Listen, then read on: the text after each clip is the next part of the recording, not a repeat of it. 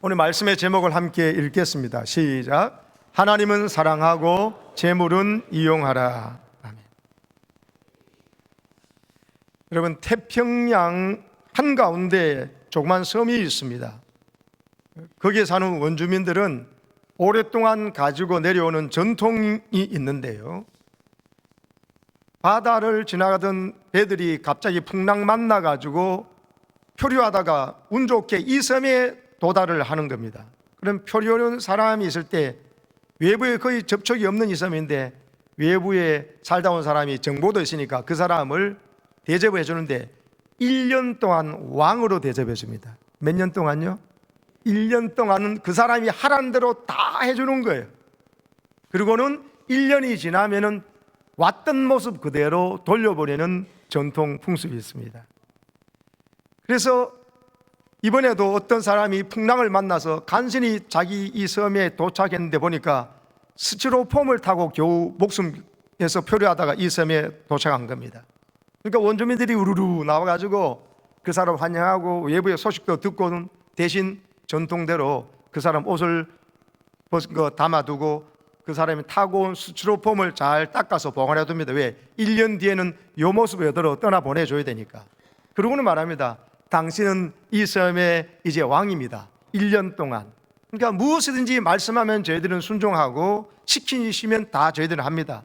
단 한 가지 조건은 1년 뒤에 정확하게 오신 모습 그대로 옷 그대로 스티로폼 요 옷 입고 떠나야 되는 겁니다 했습니다.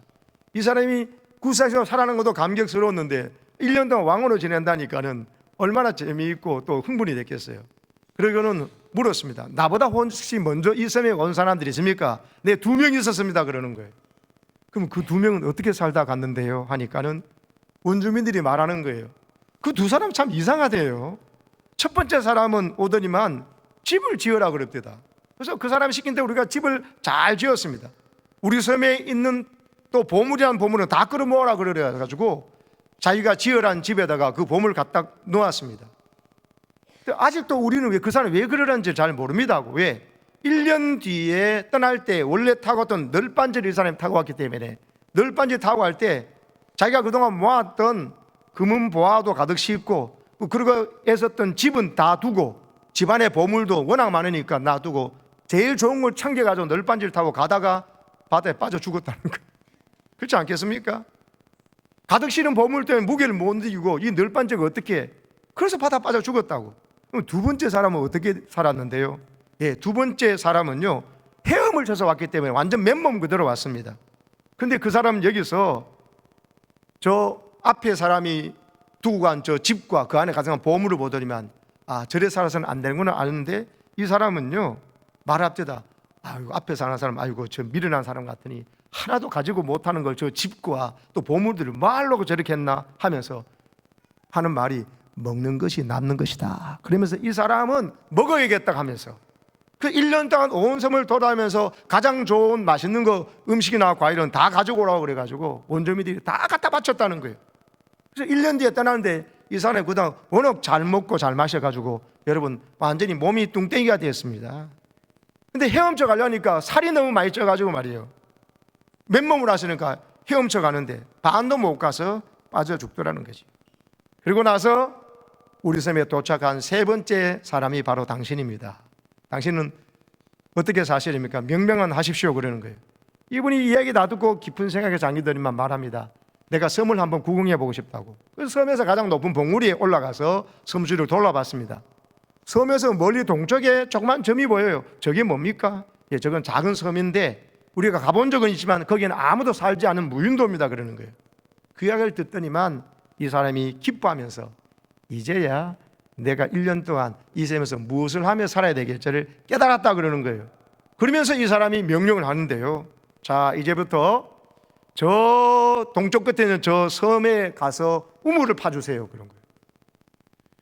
뭐 마실 우물을 파라는 거예요. 그리고 가서 다 우물 파줬어요. 그리고 저 섬에 멋진 집을 지으라고. 그리고는 집 주위로 밭도 갈고 온갖 과일 나무 좋은 거 심고 꽃을 심으라고 그래가지고 1년 동안 부지런히 원주민들이 그 사람 왕이니까 시킨 대로 다 했습니다. 1년이 지난 후에 떠날 시간이 되었습니다. 이 사람은 스티로폼 타고 왔다 그랬죠. 아이스박스. 처음 타고 갔던 모습 그대로 가야 되는데 그 사람은 다른 거 아무 가져갈 것도 없었어요. 그대로 가벼운 몸으로 바로 저 1년 동안 준비했던 집도 있고 밭도 있고 먹을 것도 있고 우물도 다 파는 그로 갔던 것입니다. 안전하게 도착했습니다. 앞에 두 사람처럼 자신이 떠날 수밖에 없는 이 섬에다가 투자하지 않았어요. 대신에 자신이 장차 갈 곳에 모든 걸 투자해 놓으니까 이 사람은 여러분 너무나 걱정 없었고 잘한 것이죠. 인생의 축소판 같은 재미난 이야기입니다. 여러분, 우리 모두는 지구라는 섬에 와가지고 얼마 동안 머물다가 원하든 원치 않든 반드시 이 지구라는 섬을 떠나게 돼 있어요.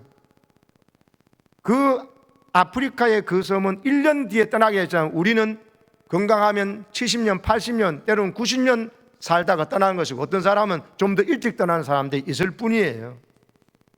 모두 다가 이 섬을 떠나서 여기 영원히 살 수 없는데 우리가 죽음 위에 가야 될 곳을 위해서 투자를 해야 되는데 사람들이요 너무나 어리석어서 앞에 첫 번째, 두 번째 사람처럼 이 땅에서 집 짓는 일에, 집 사는 일에, 또 보화를 재물을 모으는 일에만 관심이 있지, 그리고 먹는 거에만, 먹방에만 관심이 있지, 맛집에만 관심이 있지, 실제로는 여러분 너무나 근시안적으로 살아간다는 거예요. 자신이 어디서 와서 이제 어디로 가야 하는지를 생각하고 준비를 해야 되잖아요. 근데 사람들이 진짜 자기가 가야 될 그 섬을 준비하지 않는다는 거예요. 사랑하는 여러분, 어떻게 살아야 되겠습니까? 어떻게 사는 것이 지혜로운 것입니까? 여러분, 이 땅에서 두고 가야 될 집에다가, 땅에다가, 그리고 보화를 모으는 일에다가 아니죠. 가야 될 우리 천국을 준비하고 죽음 위에 준비된 천국을 갈 수 있는 준비를 하고 천국 갔을 때 주님 앞에서 칭찬 듣고 복받을 만한 일들을 준비하는 것이 이 땅의 삶이 되어야 될 줄로 믿습니다. 요한복음 14장에서 예수님 말씀하십니다. 너희는 마음에 근심하지 말라. 하나님을 믿으니 또 나를 믿으라. 내가 너를 위하여 거처를 예배하러 간다면서 내 아버지 집에 거할 곳이 많다. 안 그러면 내가 일렀을 것이다.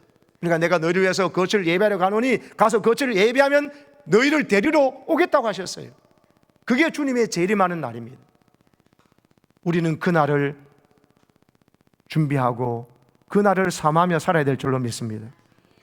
요한복음 6장 27절에도 썩을 양식을 위하여 일하지 말고 영생하도록 있는 양식을 위하여 하라 하셨습니다. 한 번뿐인 인생을 이 세상 떠날 때 아무것도 가지고 가지 못하는, 두고 가야 될 만 이곳에 집 짓고 여러분 보물 쌓아두고 저 나라를 위해서는 아무것도 준비 없이 사는 사람이 얼마나 어리석은 사람이에요. 사랑하는 여러분, 오늘 누가복음 16장의 이 이야기가 어려운 이야기가 아닙니다. 어떤 사람 어렵다고 그러는데 비유에서는 한 가지의 주제를 이야기하는 거예요. 이 비유를 불의한 청지기 비유라고 그러거든요. 의롭지 못한 불의한 청지기. 왜? 주인의 소유를 이 청지기가 마음대로 낭비를 했거든요. 그 이야기를 주인이 듣고 이거 청지기직 이거를 해고시켜야 되겠다 하는 통보를 받은 거예요. 그런데 해고를 시키겠다 하고 난 다음에 지금 잠시 얼마 남지 않은 기간도, 그것이 일주일인지 보름인지 한 달인지 모르겠습니다. 그 남은 기간 동안 이 사람이 어떻게 했냐를 말하고 있습니다. 어떻게 했습니까? 아이고 내가 그동안 의롭지 살지 못하고 청지기로서 주인의 뜻을 받들지 않고 내 마음대로 살다가 이제 들통 나버렸네. 그럼 이제 해고될 거니까 하는데 이 사람이 나쁜 사람인데 어떻게 했습니까? 예수님 말씀하신 대로 주인한테 빚진 사람들 부른 거예요. 여러분 보시오, 당신 주인한테 빌려간 거 그 차용증서하고 가져와 보라고. 당신 얼마나 주인한테 빚졌어 하니까 네, 당신 주인한테 기름 100마를 빚졌습니다 그러는 거예요. 그래요? 그러면 당신 기름 50말 빚졌다고 바꿔서 적으라는 거예요. 자기 그냥 가짜로 100마를 빌렸는데 50마를 빌렸다고 50마를 깎아주는 혜택을 베푼 거예요. 이건 나쁜 일이죠. 그런데 이 사람을 예수님께서 칭찬하셨어요. 왜? 자기가 얼마 남지 않은 기간인 줄 알고 이 불의한 방법이지만 주인의 재물을 가지고 자기가 이후에 해고될 이유를 준비하는 사람이었다는 거죠. 이 사람에게 50마를 혜택을 줬으니까 이후에 나중에 해고도 안 되면 이 사람이 자기에게 덕을 봤으니까 이유를 준비했다는 거예요. 또 어떤 사람은 기름을 뭡니까? 100석 빌린 사람이 있습니다. 와서 당신 얼마 빌렸나? 100석요. 그럼 이제 80말 빌렸다고 쓰라고 그랬습니다. 그 사람은 공짜로 그냥 20말을 깎아주니까 혜택을 베풀었잖아요. 그래서 예수님이 하신 말이 뭡니까? 8절 보여요. 주인이 이 옳지 않은 청지기가 일을 지혜 있게 행하였으므로 칭찬했다고. 일을 지혜 있게 했다는 것은 자기가 이 자리에서 해고될 것을 알고 그 다음을 준비했다는 거예요. 사랑하는 여러분, 이 땅에서요 우리가 언제 하나님 부르시면 가야 되는 건 모릅니다. 내일일지 1년 될지 10년 될지 적어도 여기 50년 이전에는 다 갈 거예요. 저 여러분 중에 아무리 살아도. 그때 내가 가야 될 그 나라를 위해서 준비하는 삶을 사는 것이 지혜라는 거예요. 이 땅에 하나님 주신 물질, 그거 원래 내 거 아니라는 거예요. 하나님 것인데 하나님 맡겨준 물질, 이 불의한 재물이라도 이 세상의 물질이라도 그것을 내 이후의 세상을 위해서 준비하는 데 쓰는 것이 지혜롭다고 칭찬하신 거예요. 아멘이십니까? 태평양에 1년 왕하다가 갔던 이야기하고 정말 정신과 맥이 통하는 중요한 결론을 말하고 있습니다. 주인이 진정으로 원하는 것은 물질을 가져가지 못해 이 땅에다가 섞이지 말고 그 이유를 준비해라는 거예요. 자기 배만 불리기 위해서 쌓아놓는 것 아무것도 안 되는 거야. 빨리 주님께서 네한테 물질을 주셨을 때 그거 가지고도 인심을 써서라도 다른 사람을 살리고 다른 사람을 키워내고 또 하나님이 기뻐하신 일이라면 더 좋은 일에다가 쓸 때 그게 지혜고 그걸 하나님께서는 칭찬하신다는 것입니다. 할렐루야. 디모데전서 6장 10절을 읽겠습니다. 시작. 돈을 사랑함이 일만하게 뿌리가 되나니 이것을 탐내는 자들은 미혹을 받아 믿음에서 떠나 많은 근심으로서 자기를 찔렀도다. 이 한 말씀만 기억하다가 우리는 세상에서 미혹되지 않습니다. 왜 사람이 미혹되느냐? 돈을 탐내는 거예요. 돈에다가 마음이 혹해버리는 거예요. 왜? 돈을 사랑하고 있거든요. 여러분, 돈을 사랑하면 안 돼요. 돈이 필요한 것도 주님은 너무나 아시고 그래서 우리에게 물질의 복도 주시고 여러분 주십니다. 근데 돈을 사랑하면 큰일 납니다. 여러분, 돈을 사랑하면 안 돼요. 돈은 뭐였냐면 돈은 이용하는 거예요. 돈은 사용하는 거예요. 어디다 사용하느냐? 하나님을 사랑하는데 돈을 사용하고 돈을 이용하시기 바랍니다. 이게 하나님의 뜻이에요. 돈을 사랑하면 돈을 사랑하는 것이 우상이 돼서 돈 우상에게 돈이라는 황금 숭배 사상에 빠집니다. 돈이 나를 부려먹어요.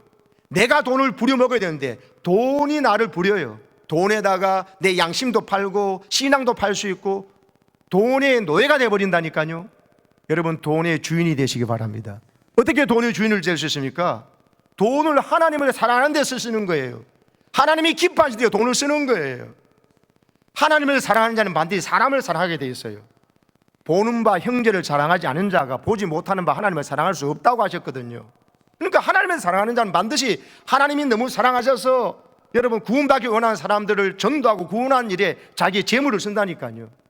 그 사람이 진짜 하나님을 사랑하는 걸 어디 보느냐? 하나님을 사랑하는 데 아낌이 없어요.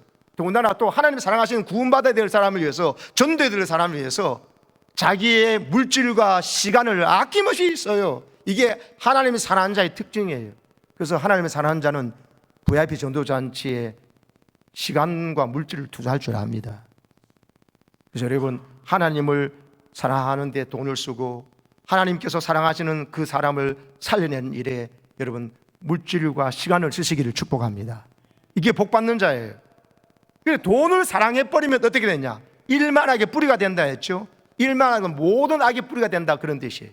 모든 죄를 지고 잘못한 것은 그 원인이 보면 돈을 사랑하는 데 있다는 거예요. 돈을 사랑하면 돈이 미칩니다. 근데 하나님을 사랑하잖아요. 그러면 돈을 하나님께서 이용할 수 있도록 지혜도 주시고 물질도 더욱 많이 주십니다. 왜? 이 사람은 돈을 줘도 돈을 사랑하지 않고 돈을 이용하는 거예요. 어디다가 하나님을 사랑하는데 사람 사랑하고 사람 살리는 일에 하나님이 기뻐하시는 교회를 살리고 교회를 복되게 하고 우리 다음 세대가 마음 편히 교육하고 선교에 집중할 수 있는 그 분위기를 만들어 놓고 내 부모 노릇, 할머니, 할아버지 노릇 끝내야 되겠다, 이렇게 생각하니까 하나님께서 그 사람에게 물질의 복을 주실 수밖에 없어요. 물질의 복을 주면은 점점 잘 살게 되면 예배도 뜸해지고 전도는 다 안 하고 헌신은 다 안 하고 더 이상 복을 못 주는, 오히려 그 물질을 가져와야 하나님 앞에 예배하고 기도하겠다 싶으면 오히려 가져갈 수 있습니다. 그게 복입니다. 그러니까 여러분, 물질의 복을 받을수록, 건강해질수록, 높은 자리에 오를수록, 시간이 생길수록 하나님을 사랑하는 일에 쓰시기 바랍니다. 사람을 사랑하고 사람 살리는 데 쓰시기 바랍니다. 안 그러면 돈 사랑하는 마음에서는 모든 악의 뿌리가 되어서 어떻게 한다고? 돈을 탐내는 자들은 미혹을 받는다. 유혹받는다. 마귀의 유혹받다가 어떻게 했냐? 믿음을 떠나는 거예요. 믿음을 버려버려요. 기도 열심히 하다가 기도 더 이상 안 해. 새벽 기도도 뭐 한참 되면서 해본 적이, 금요 기도도 뭐 자동적으로 없어져 버리고, 가정 예배도 없고, 찬양 예배도 없고, 수요 예배도 없고, 예배 자리 점점 떠나게 된다니까요. 그럼 어떻게 되냐? 온갖 근심 걱정이 나를 가시같이 찌르는 일이 벌어져 버려요. 저 모든 일의 뿌리가 뭐냐면 하나님을 사랑 안 하고 돈을 사랑해 버리는 거예요. 어리석게도 하나님 사랑하면은 돈을 이용할 수 있고, 하나님을 사랑하면은 사람을 사랑하면서 사람 사랑하고 하나님을 잘 섬기라고 물질의 복을 주는데, 바보같이 물질을 사랑하고 돈을 사랑해 버리니까는, 돈을 하나님 자리에 두니까는 사람도 이용하고 하나님도 이용해 먹는 거예요. 마귀의 작전대로 되어버려요. 우리 명수대 교회 성도들은요, 이 분명한 진리를 깨달으셔가지고 돈 사랑하면 오만 근심 걱정이 나를 찌르고 괴롭히고 믿음의 자리를 떠나게 돼가지고 온갖 이야기 되면 미혹을 받게 되고, 잘 사는 사람이나 동창들 보면은 막 안 믿는 사람 보면 나도 예수 안 믿어도 저를 잘 사는데 하면서 이런 유혹에 빠지는 여러분 되지 마시기를 축복합니다. 잠언 11장 24절을 보세요. 같이 읽겠습니다. 시작. 흩어 구제하여도 더욱 부하게 되는 일이 있나니 과도히 아껴도 가난하게 될 뿐이라. 남에게 나눠주고 구제하고 또 하나님 기뻐하시는 일에 때로는 교회의 필요를 위해서도 채워주고 드는데도 불구하고 더 부유해지는 사람들이 있다는 거예요. 저는 그런 사람이 우리 교회 재직과 중직자가 되기를 축복합니다. 근데 마땅히 쓸 것까지 아끼면서 아끼는데도 또 가난해지는 사람이 있습니다. 왜 그럴까요? 하나님 나라를 투자를 못하는 거예요. 할 줄을 모르는 거예요. 하나님 복 받는 법을 모르는 거예요. 여러분, 아낀다고 무조건 잘 사는 게 아닙니다. 하나님의 뜻대로 하나님을 사랑하는 일에, 사람을 사랑하는 일에, 하나님 기뻐하시는 교회를 살리고 또 죽은 영혼을 살린 일에 여러분의 시간과 물질을 여러분 드려보십시오. 하나님께서 반드시 복을 주시게 되어 있습니다. 아멘 좀 하시죠. 네. 아직 덜 믿어지시나요? 네. 예를 하나 들어드리겠습니다. 1900년 봄이면 우리나라가 일제에 여러분 침탈에 신음할 때입니다. 근데 하나님 이 나라 사랑하셔서 여러분 최고의 미국과 여러분 캐나다, 영국의 선교사들을 하나님 우리나라에 보내주셨잖아요. 근데 여러분 캐나다 의사인데도, 캐나다 의사로서 여러분 그래서 잘 살고 이렇게 누릴 수도 있는데도 이 조선 땅에 이 가난하고 무지몽매한 우상숭배 같은 이 땅에 선교사로 온 올리버 에버슨이 있습니다. 이 사람이 그때 고종의 주치의예요. 그걸 시의라 그랬지요. 그러면서 조선 최초의 근대병원이었던 제중원의 운영을 책임지고 있던 사람이 올리버 에버슨 선교사입니다. 이 사람이 1900년에 봄에 저 미국 뉴욕 카네기홀에서 세계 선교대회가 열렸거든요. 그때 단생을 해서 이 사람이 연설을 하고 있었습니다. 뭐라고 연설했느냐? 저 가난한 나라 조선에 지금 선교하고 있는데 여러분 환자들이 워낙 많아가지고 조금만 고쳐주면 살 수 있는데 죽어가는 사람이 있습니다.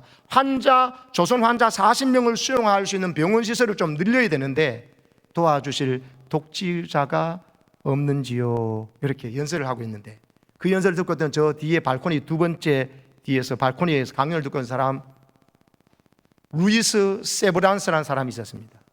그 사람이 에비슨 선교사의 말을 듣고 성령의 마음에 감동이 오니까 내가 갖고 있는 물질을 저 조선 사람들한테 좀 쓰면 좋겠다 이런 마음이 드니까, 제가 마침 선교지 어딘가에 병원 지으려고 했는데 에비슨 선교사님이 지금 이렇게 말씀하시니 그럼 제가 헌금하겠습니다 하면서 당시에 1만 달러를 쾌척했습니다. 당시에 1만 달러면 지금 한 수백억이 될걸요. 부자라고 돈 낼 수 있는 게 아니에요. 마음이 없으면, 믿음이 없으면 못합니다. 자기를 위해서 아무리 많이 있어도 부족한 게 느껴지는 것이거든요. 근데 이 사람은 물질이 어디에서 해야 되는지를 아는 사람이에요. 하나님을 사랑하는데, 사람 사랑하고 살리는데 물질을 이용한 줄 아는 사람이었어요. 그래서 여러분 에버슨이 루이스 세브란스에게 1만 달러를 쾌척하면서 조선 사람들 병원 지으라고 돈을 주니까 고마워가지고 고맙다고 막 인사하니까, 그때 세브란스가요 돈 받아가는 에비슨 선교사 보고 이런 말 합니다. 받는 당신보다 주는 내 기쁨이 더 큽니다. 따라합시다. 받는 당신보다 주는 내 기쁨이 더 큽니다. 여러분, 이런 기쁨을 성령의 역사로 여러분에게 있어지기를 축복합니다. 그래서 세브란스의 기준으로 저 서울역 복사골 맞은편에 병원을 완공했습니다. 1904년 일입니다. 기증자의 이름을 따서 병원 이름을 세브란스 병원이라고 불렀습니다. 3년 뒤에는요, 이 세브란스가 직접 조선을 찾아와서 지은 병원을 보고 또다시 거액을 기부했습니다. 뿐만 아니고 자신의, 장로님 예배 방해되시면 안 됩니다. 조심하셔요. 자신의 건강을 돌보던 주치의까지 우리나라에 보내줘가지고 여러분 세브란스 병원에서 봉사하게 했습니다. 아니, 그렇게 많은 돈을 헌금하고 해도 충분하잖아요. 근데 왜 자기 주치의를까지 보내줬을까요? 여러분, 주는 것이 받는 것보다 복이 있고, 내 하나님 우리 건강하게 사는 것이 이런, 나는 괜찮으니까 조선 사람들 살려고 보낸 이 마음이 여러분 하나님 주신 마음인 줄로 믿습니다. 세브란스 병원이 그래서 지금까지 저 연세대학교 세브란스 병원에 있는 거예요. 얼마나 많은 사람을 살려냈습니까? 당시에는요, 너무나 사람들 우리나라는 가난해가지고 받을 돈이 없으니까, 돈 없다고 그럼 수술 못해줘 이래 안 했습니다. 돈 없는 사람도 급한 사람부터 고쳐줘 살려줬거든요. 우리 조선 사람도 정이 있잖아요. 돈 없으면 어떻게 했냐? 집에 키우던 닭은 있으니까 닭 한 마리씩 가가지고 돈은 없는데 이것만 받아줘서 그 할 수 없이 받았어요. 그러니까 세브란스의 여러 방인 중에서 닭장이 자꾸 늘어났어요. 그 말은 무료로, 돈이 없어 공짜로 병원 치료받던 사람이 많아졌다는 이야기예요. 이런 감동적인 장면이 한국 교회사에 남아 있습니다. 이런 무료 진료로 병원이 어려워지잖아요. 그때마다 도와준 게 루이스 세브란스의 아들이 아버지의 대를 이어서 또 그랬습니다. 부전자전이었어요. 복 받는 법을 아는 사람은요, 하나님께서 복을 주셔야 하고 또 그것을 유지도 시켜야 되지만, 하나님 기뻐하시는 쓰실 때 하나님께서는 30배, 100배로 돌려주는 것을 아느니까 아버지도 있고 아들도 그렇게 했던 겁니다. 세상에는 세 가지 기쁨이 있습니다. 돈을 버는 기쁨요, 그리고 돈을 굴리고 불리는 기쁨이 있을 겁니다. 근데 보통 사람 그거밖에 몰라요. 근데 그렇게 아무리 버는 재미도 있고 굴리는 재미도 있지만 쓰는 재미를 모르면요, 이 사람은 바보입니다. 더군다나 그렇게 힘들게 모아온 거 가지고 그 먹고 마친 일만 다 썼다면 얼마나 어리석겠습니까? 여러분, 하나님이 기뻐하는 일에 사람을 살린 일에 쓰시고 교회를 살린 일에 쓰시고, 여러분 하나님 나라가 확장되어 쓰는 여러분 되시기를 축복합니다. 그러니까 세브란스가 지금 대대로 여러분 지금까지 여러분 세브란스의 여러분 그 후손들이 아직도 후원하고 있다니까요. 그건 후원할 만한 복을 그 자손들에 계속 주시고 있다는 이야기죠. 사도행전 20장 35절을 보십시오. 주 예수께서 친히 말씀하신 바 따라하세요. 주는 것이 받는 것보다 복이 있다. 이 말씀을 기억하시기를 축복합니다. 누가복음 6장 38에서 예수님께서 말씀하십니다. 같이 읽겠습니다. 시작. 주라 그리하면 너희에게 줄 것이니 곧 후히되고 누르고 흔들어 넘치도록 하여 너희에게 안겨주리라. 너희가 헤아리는 그 헤아림으로 너희도 헤아림을 도로 받을 것이니라. 아멘. 할렐루야. 하나님께서요 한번 줘봐라 하실 때 주잖아요. 그러면요 여러분 손주들이 할머니 할아버지인데 아 할 때 아깝고 자기 더 먹고 싶지만 할머니 할아버지 입에다 그 과자를 넣어주는 순간에 걔는 복이 터졌습니다. 앞으로 그 새우깡 몇 봉지 더 들어올 테니까. 몇 봉지만 있습니까? 엄마 아빠가 아 할 때 자기 먹고 싶지만 그거 넣어주는 거, 부모는요 그 행복에 의해서 여러분 계를 해서 모든 걸 주거든요. 똑같아요. 이미 원래 하나님이 주신 거지만 하나님이 필요할 때 드려볼 때 하나님은요 어떻게 주신다고요? 그냥 주시지 않고 후히 주시되 누르고 꽉꽉 누르고 또 흔들으면 더 들어가도록 해가지고 또 넘치도록 해가지고 그냥 꼬봉을 해가 주신다 이 말이에요. 하나님의 예수님의 약속이에요. 이 은혜를 여러분도 누리시기를 축복합니다. 누가복음 12장 21절에 자기를 위하여 재물을 쌓아두고 하나님께 대하여 부여하지 못한 자는 어리석은 부자예요. 풍년 주니까 지금도 많은데 굶어 죽은 사람에게 좀 나눠주고 베풀어주고 세브란스처럼 그렇게 했으면 좋겠는데 계속 쌓아둘러 가니까 어떻게 했어요? 이 어리석은 자, 오늘 밤 내가 네 영혼을 데려가면은 네가 그 쌓아놓은 것 더 쌓으려고 창고를 더 늘리는 거예요. 베푸는 게 아니라. 그러면 그 누구 것이 되겠느냐 하거든요. 이 어리석은 자처럼 자기를 쌓아두지 말라. 하나님께서는 그렇게 인색하고 자기들 쌓아두면 잘 되는 줄 쌓아둔 거 다 네 하나도 못 쓰고 오늘 밤에 네 데려가면 그 누구 것이 되는데, 이렇게 말씀하신 거예요. 오늘 본문에는 불의한 정직이지만도 자기 얼마 남은지 알고 주인의 재물 가지고 베푸는 데 쓰니까 그게 다음을 위해 준비된 게, 이게 오히려 지혜롭다고 칭찬하신 거거든요. 다 하나님께 우리에게 주신 거면 내 거 아닙니다. 근데 하나님께서 필요로 하실 때, 드려볼 때 후회되고 흔들어 넘치도록 하여 우리에게 안겨주는 복을 여러분도 받으시기를 축복합니다. 지금 목사님 되셨는데 이분이 교육전도사 때니까 한 15년 정도, 20년 정도 된 때 이야기를 하는데 내 재미있게 들어서 이야기를 마치려고 합니다. 그때 이 전도사님은요, 아내와 함께 아이가 둘이가 있었어요. 벌써 교육전도사인데도 20대인데 생육하고 번성하고 땅에 충만한 말씀 되게 실천을 잘했어요. 애가 둘인데 그때 또 셋째 애가 사모님 임신하고 있었거든요. 별로 놀라지를 않는데 좀 잘 모르겠습니다. 왜 그러신지. 사역을 하면서, 근데 그때 교육전도사 월급들이 진짜 두 사람이 먹고 살기도 힘들었거든요. 저도 그런 시절이었지만 저는 그때는 총각으로 전했습니다만은, 대전의 읍내동에 철도청에서 막노동을 할 때, 그때 조차장을 건축할 때 있었는데 조차장 건축 현장에 가가지고 일할 때 너무 힘들었대요. 막노동을 해야 되니까. 근데 벌 수 있는 수입이 아르바이트 성격이 많지 않아서 하루 끼니 걱정하는 시기이기 때문에 그거 가서 했습니다. 근데 우연찮게 이분이 주혜종의 신학생이고 이 가족도 안다는 것을 누가 아는 사람이요. 이게 하나님께서 주신 감동이겠죠. 우연히 알고 있는 한 분이 신학 공부하면서도 어렵고 힘들 텐데 하면서 쓰라면서 50만 원을 주더래요. 여러분 별로 안 기쁘시죠? 표정이 전혀 자기가 안 받은 거니까. 그런데 돈을 어떻게 사용하면 좋을까 하고 너무 기뻤습니다. 그리고 계획하고 있는데 아내가요, 이 큰 돈을, 당시에 정말 자기 입장에서 큰 돈이었는데 개척교회에서 교회 십자가 세우려고 하는데 정말 돈이 없어서 너무 힘들다는 이야기를 들었는데, 그 선교에다가 교회 십자가 세우는 일에 헌금을 해버린 거예요. 사모가 남편한테 말도 안 하고. 그래서 이 교육전도사님이 남편이 막 화를 냈습니다. 아, 이렇게 생각 없는 사람이 있냐고 핀잔을 주면서. 여러분, 하나님이 우리 집안 너무 어려워가지고 이래가지고 저 사람 중에서 50만 원 된 거 줬는데 당신이 왜 그 교회 건축하는데 부자들도 많고 할 텐데 당신이 왜 이 어려운 건데 50만 원을 현금해버리냐고 막 했는데, 아내가 말하는 거예요. 여보, 우리가 어렵게 사는 거 맞고 하지만도 우리 두 아이 건강하게 지내고 있고 셋째도 선물 주셨는데 어렵지만도 이렇게 감사하고, 또 마침 기도하는데 하나님께 이렇게 들을 수 있는 그 개척교회 이야기를 내가 안 들었으면 모르겠는데 들었으니까 왜 듣게 했을까? 갑자기 우리에게 뜻하지 않은 50만 원이 생겨지니까 이거 하나님 드리면 기뻐하지 않겠나 마음이 들어가지고 하나님 기뻐하실 것 같아가지고 나도 모르게 드렸다고 이렇게 말하는 거예요. 근데 이 일 때문에 하여튼 교육전도사님이 시험에 들었어요. 거꾸로 됐죠. 네, 거꾸로 됐어요.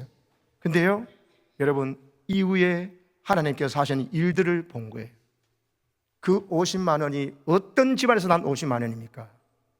그리고 그 50만 원도 원래 없었던 거죠.